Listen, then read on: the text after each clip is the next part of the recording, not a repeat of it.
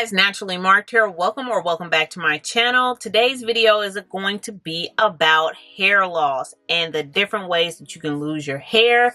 But before we get into this video, I see you, see me, so I would like to see you press subscribe so you can become part of the fam bam. So without further ado, let's jump right into this video. So you guys, I've told you how you can lose hair with different hairstyles, and now I want to talk to the people that actually don't do those hairstyles. And if you're wondering what hairstyles can make me lose my hair, I will leave that video down below for you guys in the description box so you can check it out.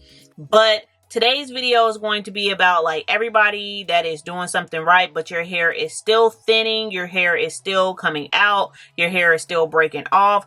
I want to talk to you guys. So the first way that if you're experiencing hair loss is alopecia. Alopecia is a autoimmune disease. You gotta slow it down. Sometimes if you stumble over your words, you can't get it out.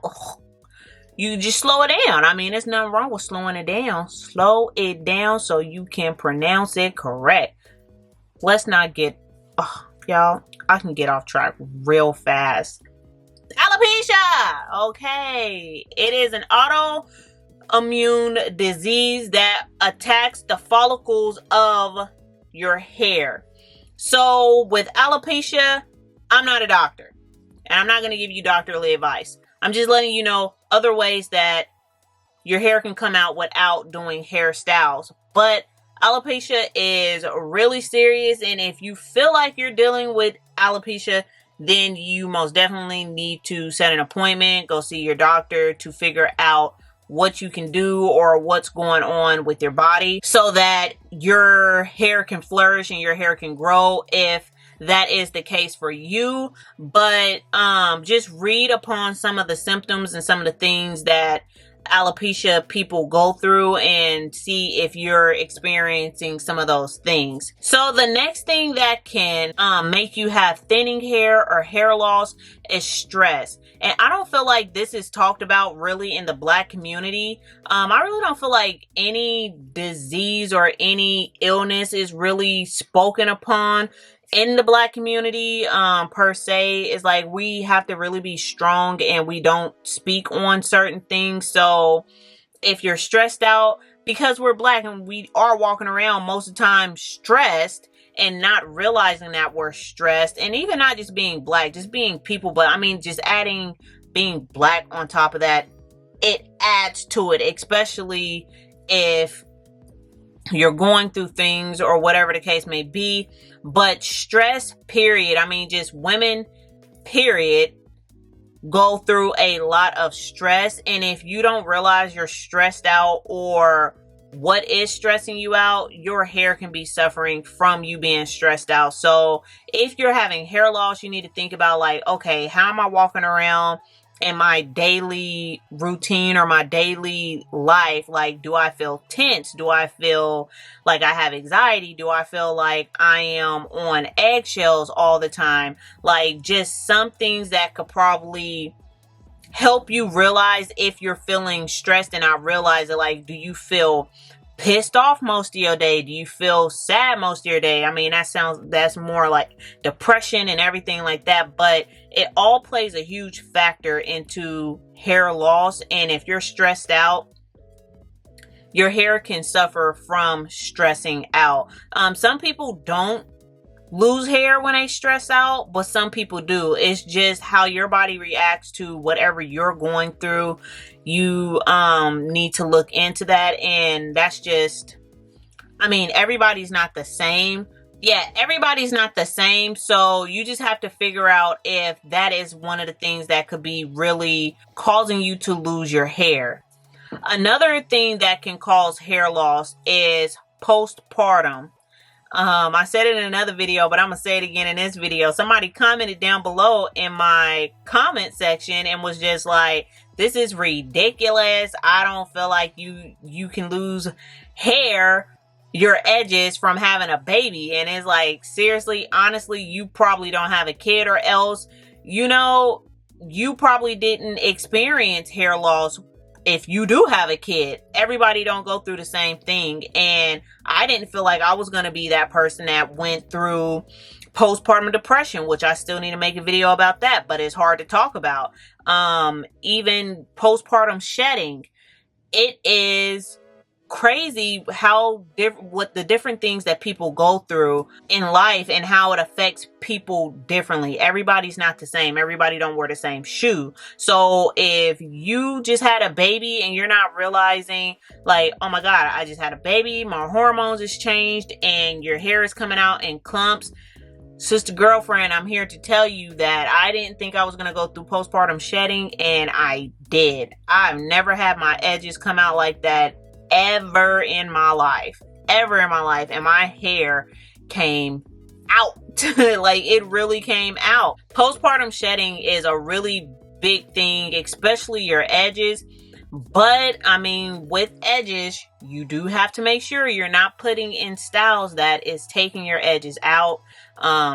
Just be really, really gentle when you just came from having a baby, and just be really careful with your hair, because postpartum, period, depression, all that is not a game. And I wouldn't have negative people around you if you just had a baby. And like I said, some women don't go through this, some women don't have postpartum depression, but postpartum depression can last up to 4 years. That's what my doctor told me. I do go to the doctor and have conversations with my doctor. Just some advice for some of my ladies that has told me, like, oh, I just had a baby.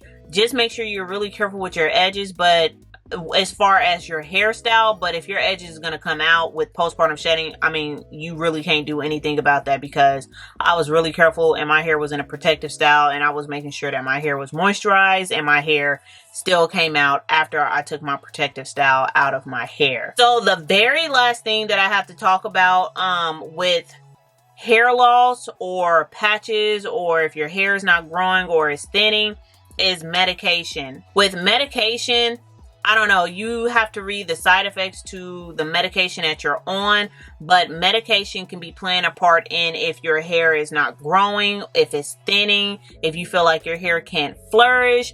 Medication can be hurting your hair growth if you have to take medication. I'm not telling you to stop taking your medication.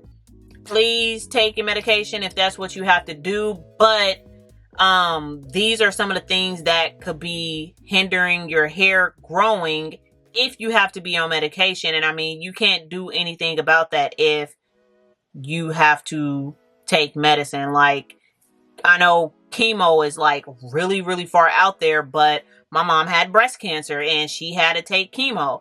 Chemo makes people's hair come out. And my mom's hair came out. If you have high blood pressure, that's another thing that we need to think about. High blood pressure can have an effect in your hair. So it's not always just the hairstyle that you put in your hair or the products that you put in your hair. Life can literally happen and make your hair come out, and there's nothing that you can do about it. If you have to take medicine, you have to take your medicine to be healthy. I'd rather you be healthy on the inside than worrying about the hair on your head. Like, there's other ways to feel pretty or look pretty than I know it's easier said than done, but I mean, I suffered from postpartum shedding, so my hair coming out, I'm a hair YouTuber. It's kind of freaky. I mean, I will leave that video down below when I was just really raw with you guys. Like, I don't know what I'm gonna do. Like, my hair literally came out. Like, my edges is gone.